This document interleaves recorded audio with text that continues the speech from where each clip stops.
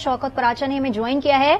शौकत पराचा, घड़ी बड़े ट्रेंड पर चल रही थी कि घड़ी का आखिर मसला क्या है। इमरान खान ने आके ये चीज तो क्लियर कर दी। उन्होंने कहा है कि ये मेरी जाती घड़ी है, मैं बेचूं या कुछ भी करूं, ये मेरी घड़ी के पीछे पड़े हैं। क्या कहेंगे इस पर आप?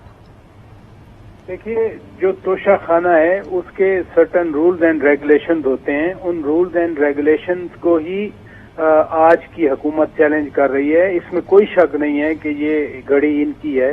घड़ी जो है इन्होंने पैसे दिए हैं उधर, लेकिन बहुत सारे तोशा खाना में आइटम्स हैं जो शो नहीं किए एसेट्स में।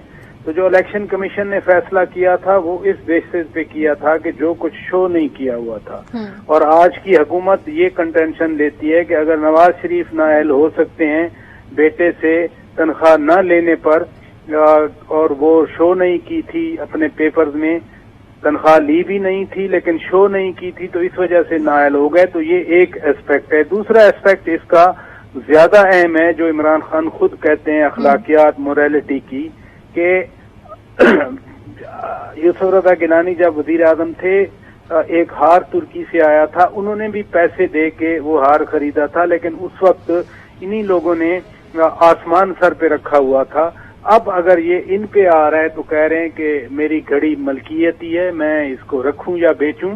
लेकिन इससे बढ़ के जो खान साहब ने अभी बातें की, मसलन असेंबली तोड़ने वाली बात की, वो भी पहले भी कर चुके हैं। इकोनॉमी पे बात करते हैं, पहले भी करते रहते हैं।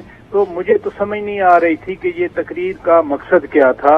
हाँ, जो कंसर्न है पाकिस्तान में ओवरऑल, वो खान साहब का भी वही कंसर्न है कि हम किधर जा रहे हैं माशी तौर पर या सियासी तौर पर। बिल्कुल, लेकिन शौकत पराचा, आज की तकरीर में उन्होंने ये कहा है कि दिसंबर में ही असेंबली से हम निकल जाएंगे, हम तैयारी के बाद असेंबली तोड़ देंगे। तो अभी ऐसा लग रहा है कि वो तैयारी कर रहे हैं, जैसी तैयारी मुकम्मल होगी असेंबलियां दिसंबर तक वो छोड़ देंगे। इसके साथ मैं आपसे ये भी सवाल करना चाहूंगी कि इमरान खान अगर असेंबलियां तहलील कर देते हैं तो मुल्क जो है वो किस जानिब गामजन नजर आता है आपको, किस जानिब जाएगा? पहली बात तो असेंबली वाली है। कल जो इंटरव्यू खान साहब ने दिया इमरान खान ने, उसमें उन्होंने कहा था कि परवेज इलाही अभी कुछ वक्त चाहते हैं।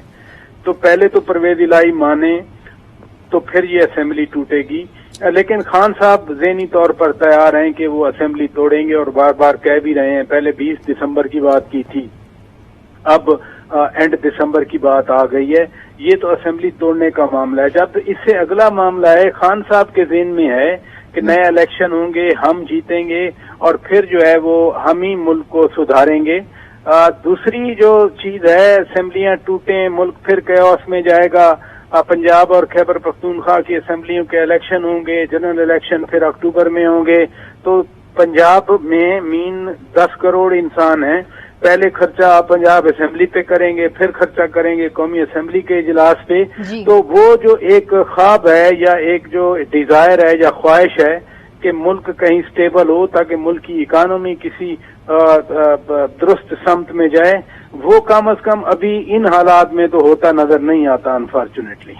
ठीक है शौकत पराचा, बहुत शुक्रिया आपका। इमरान खान एक अहम प्रेस कॉन्फ्रेंस कर रहे थे और उन्होंने कहा कि दावा किया कि जब भी इंतखाबात हुए पीटीआई कामयाब होगी। जरदारी और नवाज को इलेक्शन हारने का खौफ है। ये भी कहा कि ये कभी इलेक्शन में नहीं जाएंगे, हम तैयारी के बाद असेंबली तोड़ देंगे, दिसंबर में ही असेंबली से निकल जाएंगे। इस पर तजिया दे रहे थे Shaukat Paracha, senior anchor person. बहुत शुक्रिया आपका।